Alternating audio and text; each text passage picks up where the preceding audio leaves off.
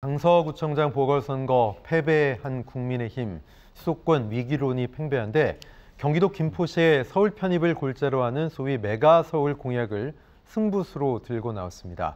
관련 발언 먼저 직접 들어보겠습니다.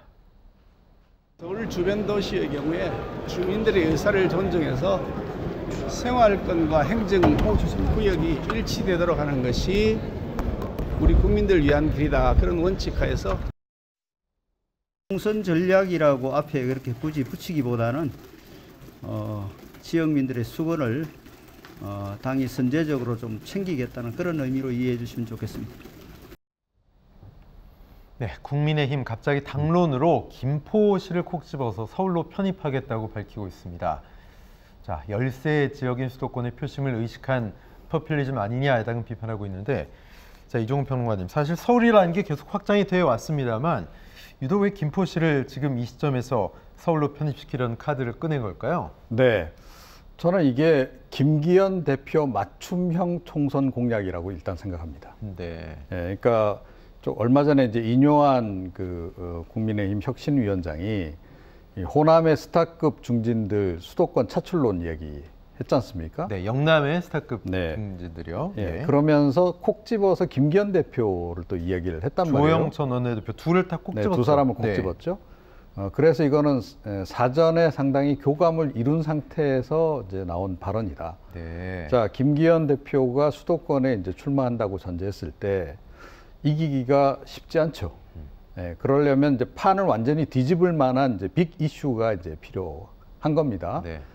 바로 그 빅 이슈로 이걸 선택을 한 거고, 그럼 왜 김포냐 하는 건데, 이거는 본인과 이재명 대표의 그 양강 구도 내지는 그러니까 둘이 좀 맞붙는 구도, 그런 거를 염두에 둔 것 같아요. 네. 그러니까 이재명 대표 같은 경우에 지난번에 인천 계양을 보궐선거 당시에 논란이 되는 이슈를 하나 던졌던 게 김포공항 이전 이슈였지 않습니까? 네네.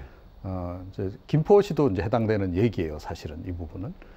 그리고 이제 이재명 대표와 어찌됐건 이제 인접 지역에서 본인이 이제 맞붙으면서 수도권 총선을 자기가 이끈다. 네. 그런 이미지를 구축하기 위한 그런 이제 그 이슈가 아닌가 이렇게 생각을 합니다. 그런 분위기가 이렇게 흘러갔으니까 사실상 영남, 울산을 포기하고 지금 뭐 수도권 나올 것을 이미 마음으로는 정하고 있다. 뭐 이렇게도 봐도 될까요? 그렇죠. 네. 일단 준비에 들어간 것으로 그렇게 예. 봐야 될 것 같고요. 네.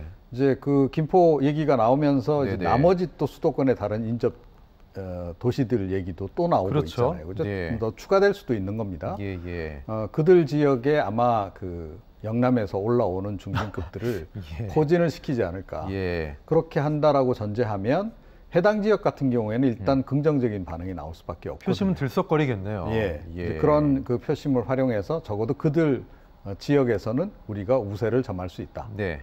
당선될 수 있다. 예. 이 생각을 지금 하고 있는 것으로 그렇게 보입니다. 네, 지금 말씀하신 김포 외 지역은 윤재옥 국민의힘 원내대표도 지역민의 요구가 있거나 시의 요구가 있을 때 적극 검토할 생각이다 이렇게 얘기하고 있는데, 최 교수님, 네. 이게 과연 국민의힘의 묘수가 될까요? 무리수라고 될까요? 메가서울 전략 어떻게 보십니까? 저는 이게 일정 부분의 어떤 뭐랄까 여론의 변화랄까요? 아니면 여론의 어떤 이슈가 될 수는 있다고 봐요. 그러나 네네. 장기적 관점에서 총선에 좋은 전략이라는 저는 그렇지 않다고 봅니다. 네. 1차적으로 의도를 보면 총선 전략이 아니라고 극구 윤재옥 원내대표가 왜 얘기하겠습니까? 총선 전략으로 보이기 때문에 그런 거예요. 네네. 그런 의심을 사고 있기 때문에 지금의 윤석열 대통령의 지지율도 낮고 정권 심판의 지난번에 강서구청장 재보궐선거에서 강하게 작동을 해서 결국 선거에서 참패를 했지 않습니까? 네. 이번 총선에도 그 분위기로 갈 가능성이 높아요. 지금 상황으로 보면. 네. 그걸 모면해 보려는 하나의 수로 던진 게 뭐냐면 지역 이슈를 활성화시키는 거죠.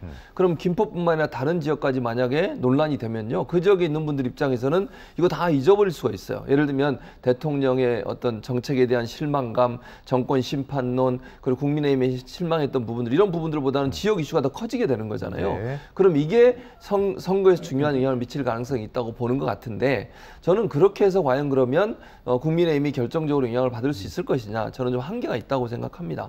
그러니까 물론 거기에 사는 분들이 경제적 이해관계나 이런 부분들 때문에 일정 부분 영향을 받을 부분이 있을 수도 있겠지만, 지금 현재 윤석열 대통령이 주장했던 지역균형 발전이라든지 아니면 서울이 너무 포화 상태에 빠져가지고 상당히 어려움을 겪고 있는데 또 그걸 키운다는 것도 여러 가지 논란을 불러올 수 있는 요소가 된다고 저는 생각해요.